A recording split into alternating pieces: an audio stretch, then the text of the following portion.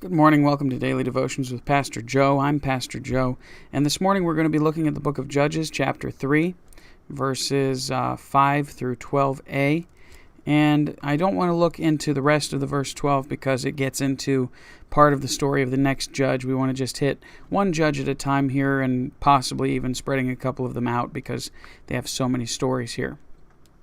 This first judge starts in Judges 3:5. It says, "And the children of Israel dwelt among the Canaanites, Hittites, and Amorites, and Perizzites, and Hivites, and Jebusites. And they took their daughters to be their wives, and gave their daughters to be their sons, and served their gods. And the children of Israel did evil in the sight of the Lord, and forgat the Lord their God, and served Baalim and the groves. Therefore the anger of the Lord was hot against Israel, and he sold them into the hand of Chushanrishathaim, king of Mesopotamia. And the children of Israel served Chushanrishathaim 8 years. And when the children of Israel cried unto the Lord raised up a deliverer to the children of Israel, who delivered them, even Othniel, the son of Kenaz, Caleb's younger brother. And the Spirit of the Lord came upon him, and he judged Israel, and went out to war. And the Lord delivered Chushanrishathaim, king of Mesopotamia, into his hand, and his hand prevailed against Chushanrishathaim. And the land had rest 40 years, and Othniel, the son of Kenaz, died." Then it says in verse 12, "And the children of Israel did evil again in the sight of the Lord." So this is one of the least talked about judges, being the very first one. It's just briefly mentioning the story, explaining the very smallest amount of detail that is necessary, and not another bit beyond that. But we do know there's quite a bit of information packed into here that we can unpack. It says that the children of Israel dwelt among the Canaanites, took their daughters to be their wives, and served their gods, and gave their daughters to the Canaanites, Hittites, the Amorites, the Perizzites, the Hivites, the Jebusites, to be their children. And so Israel had not finished the work they were called to do. Even though they had promised to do all that Joshua and the Lord had commanded, they lived with these people all around them. They had promised that they would serve the Lord. They had promised that they would not serve other gods. They had promised that they would fulfill the work God had for them and help their brothers to succeed in destroying the other people from the land and getting rid of them. But they didn't. They kept them around. The Canaanites, the Hittites, the Amorites, the Perizzites, the Hivites, the Jebusites, they should have all been wiped out. They should not have been around to be temptations and troubles for Israel. But Israel had not finished the work to do what they were called out to do. And so since they hadn't finished the work, they were now in a pretty big mess because they had temptation around them that should not have been there.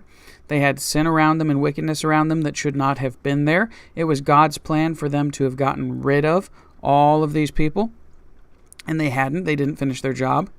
And because of leaving these wicked people to dwell in the land with them, they were now reaping some very bad results, and we'll talk about those a little bit. They were marrying with unbelievers. It isn't about being of a separate race. It's about being of a separate theology, of a different God. So the idea of a holiness Christian marrying an outright atheist and thinking that they'll get their relationship to work right. At some point along the way, there's going to be one or the other influenced very heavily. And you're not going to find it to be very, very easy to cope and to mend that relationship and make those gears work together. If you aren't on the same page religiously as the person that you're marrying, it's very likely that either one or the other is going to detract from their religious beliefs. Unfortunately, the most common way for it to go is the way of leniency and just living a looser life instead of serving a God, because serving a God takes commitment. Serving a God of any kind takes some kind of commitment. But serving yourself, serving the world, serving money, serving family, serving people, or pretending that you don't believe there's a God, that is different. It doesn't take that kind of commitment. It takes a lot more faith, but it doesn't take that kind of commitment. So they were marrying unbelievers. They were called out especially from among the people of the world to serve the Lord, the God who had created the universe. And they were losing out on that because they married the unbelievers who were serving other gods like Baalim and Ashtoreth and Molech and all of those. They were giving their most precious possession, their daughters, the most precious possession that they had, to the world, to the sinners, to the wicked people of the world. They were just giving them. It doesn't say that there was much of a fight. They just took their daughters and gave them to the other people, and they took daughters from the other people and married them into their family. They were mixing and mingling with the world in ways that were very dangerous and hazardous to their spiritual health. And they were serving the world's gods. Baalim, the god of the groves, the gods of the groves, and many others. Baalim specifically is mentioned in verse 7. They served Baalim, and they served the groves, the gods of the groves. That includes Molech and Ashtoreth and several others. And they forgot the Lord. It says up there in verse 8 that they forgot the Lord, or 7, did evil in the sight of the Lord and forgot the Lord, their God, and served Baalim and the gods of the groves. So they forgot the Lord. They had lived so close to God. This is still well within the time frame of the people who are here would have known Caleb. They would have known Joshua. This wasn't super long after Joshua had passed away. This wasn't very long after Caleb would have been passed away. He had conquered the mountain. He had done his part to gain his inheritance. Now this is a time frame where it's one of Caleb's younger brother's sons. So it's a nephew of Caleb. And I don't know about you, but I don't think it takes too many generations to have a nephew, right? This is one generation lower. Othniel, who is the judge here, the rescuer of Israel, would have been very closely knowledgeable about the things that had gone on leading up to this point. He might even possibly have lived as early on as been born about the time of Jericho's fall, or maybe shortly thereafter. So he was not completely out of the loop. He knew what the battles were. He knew what the fight was about. He knew what was going on, and certainly most of the other people in the world there knew about this, because many of them would have been much older than him.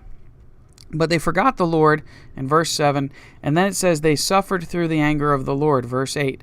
Now, therefore the anger of the Lord was hot against Israel, and he sold them into the hand of Chushanrishathaim, king of Mesopotamia. Say that 5 times fast. And the children of Israel served Chushanrishathaim 8 years.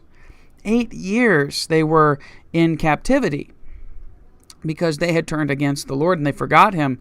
The Lord was very angry with them and let them fall into the hand of a wicked king. They were pretty stubborn because they stayed in that captivity for 8 years before they cried out to God and said, hey, save us, rescue us.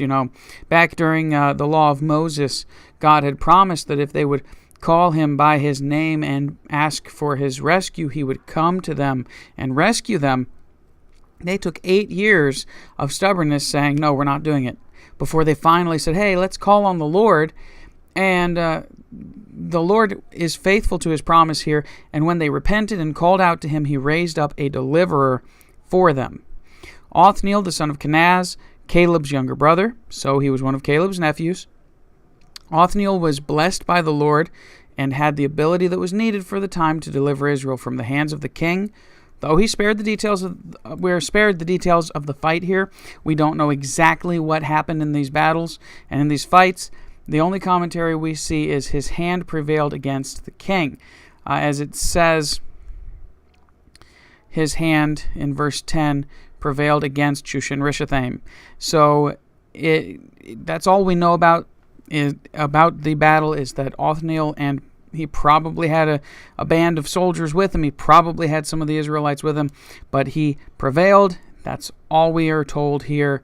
And then Othniel lives for another 40 years after that, and he passes away. Now, during that 40 years' time, Israel is looking to him as a Moses or as a Joshua. They're looking to him and saying, be our leader, lead us, teach us, help us, banding together the small nation states that comprised Israel from each of the children of Israel, and they wanted him to be their leader, and so he did. And that happens over and over again amongst these judges, that they rise up and Israel flocks to them and says, "We need you as a leader." Unfortunately, many of the people, just like in any culture or civilization, were sort of like sheep in the fact that they were just looking for somebody to direct them, because the sad commentary is that whenever any people do what's right in their own sight, it's always going to end up being wrong. It's always going to end up in sin. And they were looking for somebody to lead them, to keep them from that. And then whenever nobody was there to lead them, it says they did evil again in the sight of the Lord. The children of Israel did evil again in the sight of the Lord. Isn't that a sad commentary, though? They're looking to one man to be the representative and mouthpiece of God. When he dies, it just immediately seems to turn over to sin again. But we have an application here that we want to talk about really briefly. We have to be careful to serve the Lord fully, wholeheartedly, with everything we've got, not just halfway. The children of Israel went halfway and stopped. We should take seriously the warning that when we turn our backs on the Lord, there will be a judgment. The Lord is plenteous in mercy, ready to forgive, and is waiting to hear you repent so he can rescue you. If you ever find yourself in that place where you have turned away from the Lord and forgotten the Lord, forgotten what he's commanded you to do, forgotten to serve him, left him, he wants to hear you repent. He doesn't want you to avoid that. He doesn't want you to say, "Well, I've too far gone." He wants you to repent. Repent, for today is the day of salvation, saith the Lord. So, he's there to rescue you. That's the application that we really want to look at here. Over and over again, as the children of Israel found that they didn't have a leader, they went into sin. And one more thing that's we're going to look at continually through this. You cannot rely on people of this world or things of this world. No religious leader, not me, not any pastor, not anybody who claims to be a prophet. Nobody is reliable as the de facto all out. They are the person that you look up to. It's nice to look up to a pastor and say, "Wow, I really appreciate this pastor's preaching," or "Wow, this preacher really knows how to get things home with me," or "Wow, this pastor really seems to have the blessing of God on them." That's fine, that's great, but no matter what, you cannot rely on a person. You have to be following God. We say, and people say, what about just, we should have more of a community aspect of trying to follow the pastor and follow each other and do all these things. But as A.W. Tozer put it, if you take 50 pianos and you tune them all to the master piano, the master tuning fork, or whatever the one single master is, then they will all be in harmony. But if you tune one after another, after another, after another off of the last one, at some point you're going to have a degradation. At some point, there's going to be a loss. And we cannot rely on each other. We cannot rely on people to be a standard or to set a standard or to be who we look up to for leadership and guidance in our religious experience, in our walk with Christ. We have to walk with him personally. It's one thing that we really, really have to do. So, I encourage you to stay strong in the Lord today and be of good courage, as Joshua said, and don't let up on your faith. I'll see you tomorrow on another daily devotion with Pastor Joe. God bless and have a great day in the Lord.